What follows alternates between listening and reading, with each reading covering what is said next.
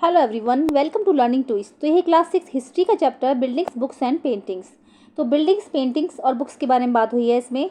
ठीक है, पार्ट 1 और 2 इसका चैनल पर जा चुका है, लिंक आपको मिल जाएगा डिस्क्रिप्शन बॉक्स में। अब हम इसका जो है पार्ट 3 शुरू कर लेते हैं। Stories told by ordinary people, साधारण लोगों के द्वारा जो कहानियाँ बोली जाती थी उसके बारे में है ये। देख लेते हैं इसमें क्या है कि ordinary people also told stories, ordinary people also told stories, composed poems and songs, sang, danced and performed plays।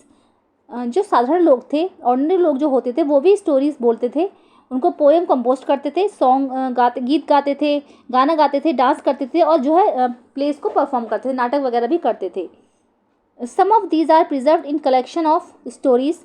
कुछ जो है सुरक्षित कलेक्शन में रखी गई हैं, कहानियों के कहानी संग्रह में सुरक्षित हैं, जैसे कि such is the Jataka and the Panchatantra which are written down around this time, जो कि इस समय में लिखी गई थी। देखो, कहानियों का और पोएम्स का, कविताओं का एक संग्रह होता है, कहानी संग्रह, कविता संग्रह। तो ऐसे ही कुछ है, जैसे कि जटाकास बोलते हैं इंग्लिश में, तो जातक है, वैसे जातक और पंचतंत्र जो कि इस समय में लिखी गई थी। Stories from the Jataka were often shown on the railings of stupas and in paintings in places such as Ajanta. Here is one such story. तो जो ये स्टोरीज हैं, ये जो है ना, पिलर्स जो बनाए थे अशोक ने, अशोक के जो पिलर थे या फिर स्तूप जो थे, उसमें पेंटिंग्स के रूप में दिखाई गई हैं, पेंटिंग्स बनाई गई हैं। जैसे अजंता एलोरा की गुफाएं होती हैं, उसमें ये पेंटिंग्स हैं। और फिर बाकी जो है रेलिंग्स वगैरह पे इनके जो है इंस्क्रिप्शन लिखे गए हैं, पूरी स्टोरीज उसमें लिखी गई हैं। यहाँ पर एक ऐसी ही स्टोरी का वर्णन है। चलिए देखते हैं स्टोरी है क्या। The story of the monkey king, एक जो है बंदर राजा था, ठीक है, उसकी कहानी है। The story of the monkey king. Okay, sorry cut गया ये इस तरीके से।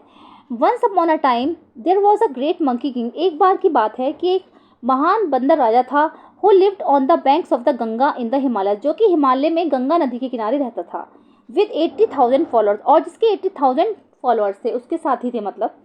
दे fed on the fruit of a special mango tree which were very sweet. जब वो क्या करते थे, एक स्पेशल मैंगो ट्री था, एक आम का पेड़ था, वो उस पे से खाना खाते थे, उस पे से आम खाते थे, जो कि बहुत ही स्वीट थे, बहुत मीठे थे। Such exquisite mangoes did not grow on the plains, और बिल्कुल ऐसे थे, ये वाले जो मैंगोज थे वो बहुत ज़्यादा स्पेशल थे, जो कि प्लेन्स में नहीं होते, सिर्फ ये पहाड़ों पर ही होते हैं। One day a ripe mango fell into the river and floated all the way to Varanasi. एक बार क्या हुआ, जब वो बंदर आम खा रहा था, तो एक पका हुआ आम जो था वो नदी में गिर गया, और वो बहते बहते कहाँ, वाराणसी चला गया।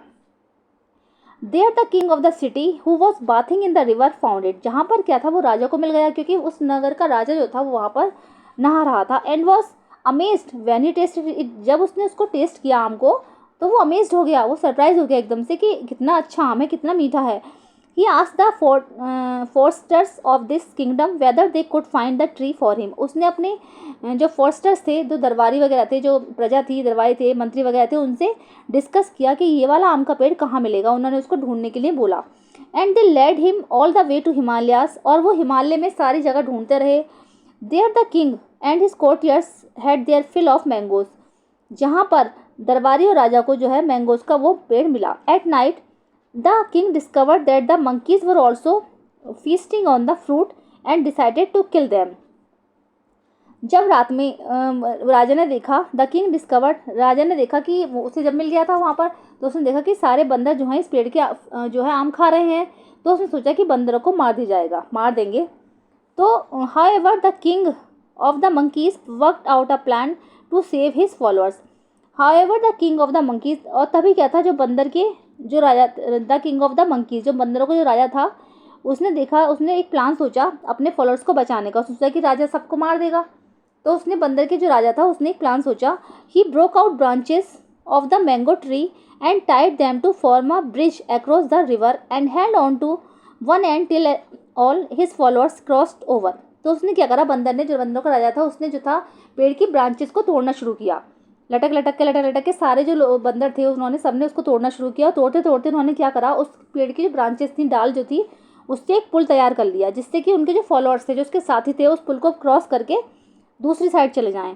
Exhausted with the effort he fell down and ले डाइंग। और इतना जब उन्होंने पुल बनाया, ब्रांचेस तोड़ तोड़ के जब पुल बनाया, तो इससे वो बहुत ज़्यादा थक गया, और ही फेल डाउन एंड ले डाइंग, तो वो ज़मीन पर लेट गया और वो मर गया। The human king saw what had happened. अब जो ये राजा था, वाराणसी का जो राजा था, वो ये सब देख रहा था, उसने ये सब देखा और सोचा कि क्या घटित हुआ, क्या घटना घटी। and tried unsuccessfully to revive the monkey. When he died, the king mourned his death and paid him full respect. तो उसने सोचा कि पता नहीं क्या हुआ, ऐसी क्या घटना घटी, and tried unsuccessfully to revive the monkey, और उसने जो है उस बंदर का ये पुल वगैरह देखा तो उसे बहुत ज़्यादा दुख हुआ जब वो मरा. द किंग मोर्न हिज डेथ, तो राजा ने उसकी डेथ पर जो है बहुत ज़्यादा शोक व्यक्त किया, मतलब बहुत ज़्यादा मौन सा था, उसने शोक व्यक्त किया, बहुत राजा जो था बहुत ज़्यादा दुखी हुआ. And paid him full respect, और उसका बहुत ज़्यादा आदर के साथ विदा किया. This story shown on a piece of sculpture found from a stupa at Bharhut in central India. अब ये जो स्टोरी है इस सेंट्रल इंडिया में बड़ौत में एक स्कल्पचर पर दिखाई गई है. ये रही वो स्टोरी, ठीक है. स्कल्पचर पर दिखाई गई है कि शांति की स्टोरी है. Can you identify which parts of the story are shown in this sculpture. क्या आप आइडेंटिफाई कर सकते हो या आप पहचान सकते हो कि इस स्कल्पचर में कहानी का ऐसा कौन सा पार्ट दिखाया गया है. तो यस कर सकते हैं. देखो इसमें बंदर है, ये बंदर है, ये राजा से बैठकर डिस्कशन कर रहा है, बताया हुआ कि इस तरीके से हमने पुल बना रहे हैं, ये कर रहे हैं, वो कर रहे हैं. उन्होंने बताया कि ऐसे ऐसे हमारा राजा मर गया है. तो और ये बंदर जो है सारे पेड़ की डालों को तोड़ तोड़ कर पुल बनाने की कोशिश कर रहे हैं, ठीक है. ये है तोड़ तोड़ कर उन्होंने एक पुल बनाया है. तो इस तरीके से इसमें ये दिखाया गया है स्टोरी में. चलिए अब आगे बढ़ते हैं. राइटिंग बुक्स ऑन साइंस, ठीक है, विज्ञान में किताबें, ठीक है. राइटिंग बुक्स जो थी विज्ञान की उसके बारे में है. This was also the time when Aryabhata a mathematician and astronomer wrote a book in Sanskrit known as the Aryabhatiyam. ये वो समय था जब आर्यभट्ट ने जो कि एक मैथमेटिशियन थे और एक एस्ट्रोनॉमर भी थे, उन्होंने एक संस्कृत में बुक लिखी जिसको आर्यभट्टियम के नाम से जाना जाता है. तो आर्यभट्ट की संस्कृत की जो बुक थी किस भाषा में लिखी गई थी, संस्कृत में, और बुक का नाम क्या था, Aryabhatiyam. He stated that day and night were caused by the rotation of the earth on its axis, even though it seems as if the sun is rising and setting every day. He stated that day and night, उन्होंने देखा कि दिन और रात क्या होते हैं, were caused by the rotation of the earth. उन्होंने बताया कि जो दिन और रात हैं साइंस के हिसाब से होते हैं कि ये जो धरती है, पृथ्वी जो है अपनी अक्ष एक्सिस पर लगातार घूमती रहती है, ठीक है, घूमती रहती है. तो इस वजह से दिन और रात होते हैं. Even though it seems as if the sun is rising and setting every day, इसी वजह से जो है सूरज उगता है और सूरज छिपता है. He developed a scientific explanation for eclipse as well, और उन्होंने जो है एक्लिप्सेस होते हैं ना, ग्रहण, चंद्र ग्रहण और सूर्य ग्रहण जो होते हैं, उसका भी साइंटिफिक एक्सप्लेनेशन दिया है. He also found a way of calculating the circumference of a circle. उन्होंने जो है सर्कल की सर्कमफ्रेंस नापने का या उसको कैलकुलेट करने का फॉर्मूला भी दिया. जैसे सर्कल है, ठीक है, ज्योमेट्री में आप लोग पढ़ोगे, तो इसकी जो सर्कमफ्रेंस होती है इसको जो नापने के लिए भी उन्होंने फॉर्मूला दिया. 2πr जो होता है वो इन्होंने ही बताया है, ठीक है. Which is nearly as accurate as the formula we use today, जो कि आज हम फार्मूला यूज़ करते हैं 2πr, तो ये इसी के एक्यूरेट है. उन्होंने ही ये फार्मूला दिया था. Varahamihira, Brahmagupta and Bhaskaracharya were some other mathematicians. इन तीन के नाम दे रखे हैं, बारामिहिर, ब्रह्मगुप्त और भास्कराचार्य, ये जो है कुछ अदर मैथमेटिशियन हैं. And astronomers who made several discoveries, और एस्ट्रोनॉमर भी हैं जिन्होंने बहुत सारी खोजें की हैं. Try and find out more about them, आइए इनके बारे में और ज़्यादा जानने की कोशिश करते हैं. ओके, ज़ीरो और आयुर्वेदा, ठीक है. तो पहले ज़ीरो के बारे में पढ़ लेते हैं. While numerals had been used earlier, mathematicians in India now invented a special symbol for zero. जब जो है न्यूमेरल्स के बारे में न्यूमेरल्स यूज़ किए जाते थे, तो मैथ्स में न्यूमेरल्स यूज़ करे जाते थे, तो इंडिया ने एक स्पेशल सिंबल का आविष्कार किया जो कि ज़ीरो था. This system of counting was adapted by the Arabs and then spread to Europe. ये सिस्टम जो कहाँ से आया था, अरब्स और यूरोप में बाद में जो है इसको अडेप्ट किया गया.